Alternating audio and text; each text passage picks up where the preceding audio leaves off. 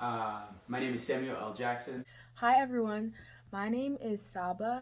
Hello, my name is Daishan. Hi, my name is Brianna Ate-Mwanjo. I am a personal life and fitness coach for Journey 333, previously Journey Fitness. I am a novice YouTuber and podcaster. I am currently 18 years old and I am a senior in high school. I can speak French fluently, and to be honest, if we're being real here, I have a great disdain for racist people. So, let's get into it. And I like to cook and hang out with friends. I like to play soccer, play piano, and sing, and watch lots of movies. The Black Lives Matter movement fights against systemic racism, unnecessary, more social racism. Black Lives Matter was started by Black women in 2013 after the murder of Trayvon Martin with the purpose of advocating for nonviolent civil disobedience in protest against violent, racially motivated acts of police brutality against Black people in this country. BML just means people standing together against oppression while starting conversations to ultimately lead to us coming together instead of being divided. On the surface, Black Lives Matter is obviously the general advocation against the oppression of Black people within America. Somebody is hurt or something is done against people of color. It is in fact brought to the attention of not only the media, but also it's highlighting the fact that there is no recourse for what has happened. Black Lives Matter means that I, along with all other Black people, have the right to breathe, get an education, a job, and really just live comfortably as much as anyone else. But it's also an anti-racist movement that, will uplift BIPOC in general. So by BIPOC, I mean Black, Indigenous people of color. And so Black Lives Matter to me is just a movement that's really at the forefront of the anti-racist movement. Does my life mattering mean that I'm a perfect person? No, not at all. But that doesn't make my life matter any less than my white counterparts. I feel that what happens is we get desensitized, and Black Lives Matter, that nagging piece in the back of your mind that's like somebody should do something about this. They are the people and the voices of the unheard.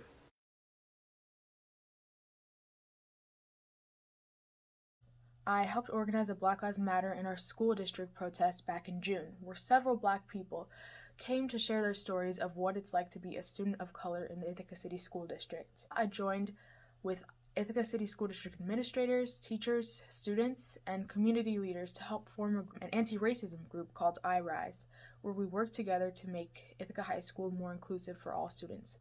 Some of the ways that I've been involved is by holding virtual race and reconciliation forums through Zoom, in which I talk to professionals and my peers about the ins and outs of racism and how to be an ally and how to properly cope with uncomfortable racial interactions, especially for people of color, because it's just hard to navigate through a world where you're living with two identities, your Black self and then your code switching, appeasement towards white people's self.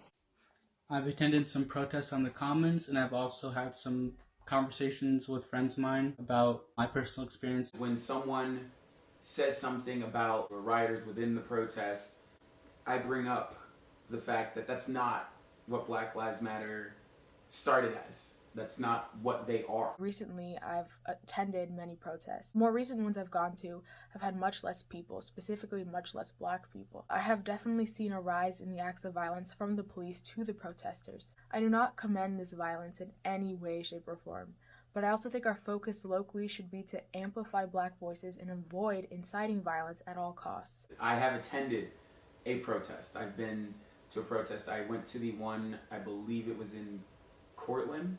Honestly, it was, while a moving experience, genuinely an exciting one. It was awesome to be a part of something like that. Overall, I truly believe protesting is very important, but it's not the only way to make change. There's also advocating for Black people in the courtroom and at the polls by voting, and really just in everyday life.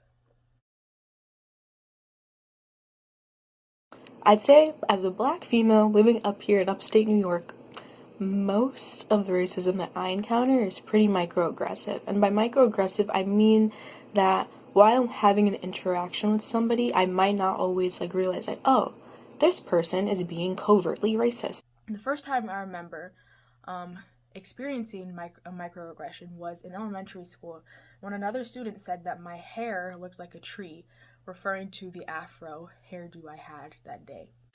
I've experienced a distinct racist moment at Walmart. Basically, I had all my groceries bagged up, and a lady thought I was stealing them. Other than that, I can't think of a distinct racist moment I've had. I think they're just like, there are little things that happen so frequently, and you just, at some point you just kind of don't really think about it. One of my best friends, he's not racist, no. He was dating a girl at the time. And he told me to meet him at her place. Her dad was there. We were in high school. He did not realize that he was going to be followed outside by her father. And her father was, in fact, very racist. I recognize his girlfriend's father, and I greet him.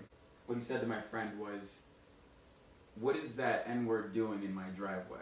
Oftentimes, throughout elementary school, middle school, and high school, people have said that I sound white or I act white, and that in itself is inherently racist, because how can the skin color of myself or anyone else correspond with a personality, a way I act, a way I sound? It's just wrong. People have said I'm smarter than I look. In a similar way, people can't look smart or look unsmart. It doesn't really make sense. It's about all the little things that people say. Like, for example, in terms of my braids, like I've been putting braids and extensions in since I was like in first grade. Like, it's been a huge part of my life, and I absolutely love my braids, but people kind of like knock me down sometimes, and they're like, oh, like, like that's fake hair, like it's not yours, and like, like, do you even wash your hair, and like all these little things, like, oh, like by asking these questions, it's just so invasive, and it's just so, like, are you insinuating that I'm a dirty person just because of the way that I choose to wear my hair? What I try to do is just stay positive, and I obviously do the right thing so that you know that you're not in the wrong if anything happens. In fact, a lot of racist people and encounters in my life, it is quite simply, you have to give them the best experience they've ever had. They may not see you as a person. They're not living in the now. They're going to generalize you. And as a person of color, this is what all people of color are like. But if racism has taught me anything, when you give someone a good experience with your race, if you will, they see you as one of the good ones. In our English book curriculum, only 7% of all the books are written by people of color, even less of those specifically written by Black authors. In order for us to be anti-racist and fight racism as we see it, we need to hear other perspectives so we know when to recognize it. Many of my history and social studies classes, we've learned little more about Black history than just slavery and oppression, which are important to learn about, but I do believe that myself and all other Black, more than just the atrocities committed against our ancestors. Like, when you're standing in a group full of, other Black peers or other POC peers, you have to be hyper vigilant of the way that, especially white populations are perceiving you. So you don't want to be acting out, or you don't want to be, acting ratchet or being perceived as being ghetto, when in reality, for me personally, like, those aren't even things that are awful. Like, the way that society views being ghetto and being ratchet, being loud, being unapologetically yourself, like, that just doesn't seem awful to me. I think the worst thing that you can do is silence somebody or stop somebody from being themselves. I think that's way more awful, way more evil, even than, being perceived as improper. I've been seen as a poor example, if only because I decided I would like to sport dreadlocks. That's something I prefer. I enjoy the hairstyle. It's one of my favorites, one of the people I most look up to. has had him for years. He's a family friend of mine. I think he's one of the coolest people I've ever met. Another thing I faced as a microaggression was being told I can't get into Stanford University by a school counselor. By the way, I'll be attending Stanford University. People telling me what I can or cannot do because of the color of my skin has been a major theme of microaggressions that I've faced throughout my life. Went to meet with family. They were in-laws. And by that, they were part of my family, and I went to meet them. And they wouldn't speak directly to me. They would speak to their actual son and addressed me through him. And at the time, I didn't realize what was happening. I thought it was weird. I was like, oh, that's strange, rude, but whatever. And that's what, something else I would say is a big takeaway from racism. It is not necessarily, you're not going to recognize it as racism at first. You're probably going to see it as impoliteness, rudeness, a little weird. So I don't encounter it often, but when I do, the best way to deal with it is, the way I deal with it is kill them with kindness, you know? You got to show them that you're not going to be an issue for them. And the color of my skin should not make you think that that's something that's going to happen.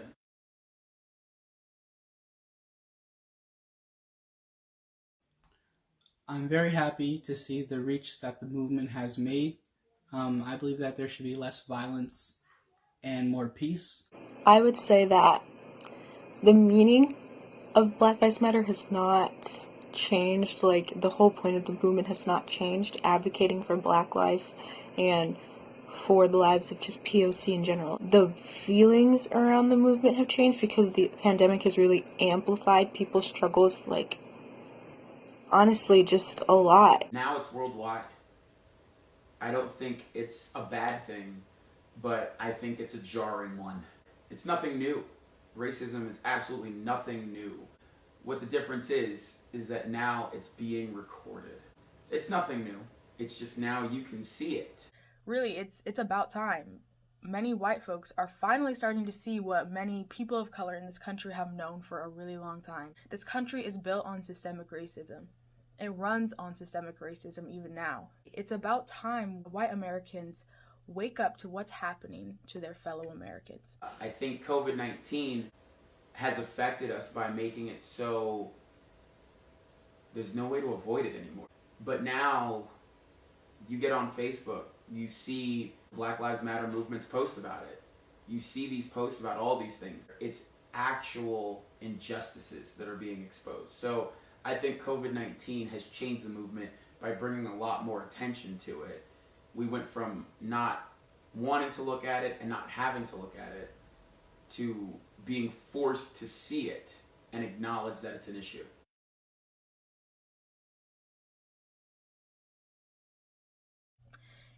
If you are a white ally, great. Continue to educate yourself on racism in the US. Call out racism when you see it. If you are watching this and you're white and you do not consider yourself an ally, take a moment of self-reflection. Do you listen to Black artists? Do you watch Black athletes on your TV screen? Do you wear hairstyles or clothing invented in and unique to the African American communities of this country? If the answer to one or more of these is yes, I strongly suggest you reconsider your stance in this movement. A lot of changes still need to be made. People that were brought up in a racist household need to learn that, that's not okay to be racist. So if you're a white ally out there, this is for you. In terms of racism, nobody's asking you to be a hero. Nobody's asking you to be overly empathetic. Nobody's asking you to be the person that ends all racism. Like, that's just not going to happen, especially in our lifetime. Like, this is only the beginning of the fight. Like, don't burden yourself with all of that expectation. It is hard for a person of color to speak up in general. So when you see something, don't be afraid to say something. Maybe just show that person that is the victim of that racism that they are actually being supported, that they have support, that they have you. The Black Lives Matter movement really is about Black Lives Mattering, not just when it's to benefit others, but also, in every case, really. I really want to emphasize that all lives cannot matter until Black Lives Matter.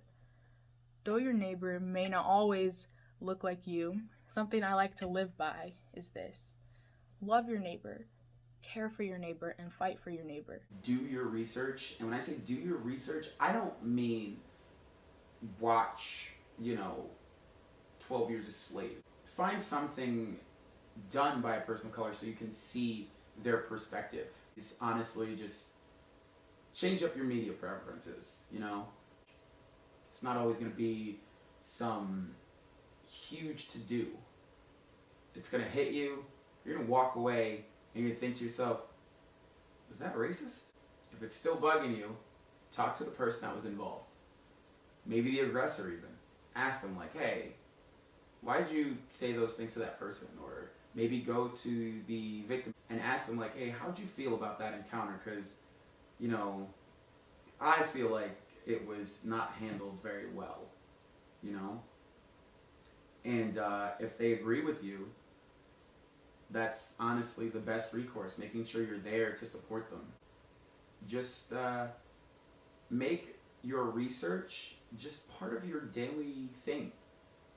Maybe listen to a podcast every week about race, or maybe make sure that you're not exactly turned off by the idea of Black History Month being recognized.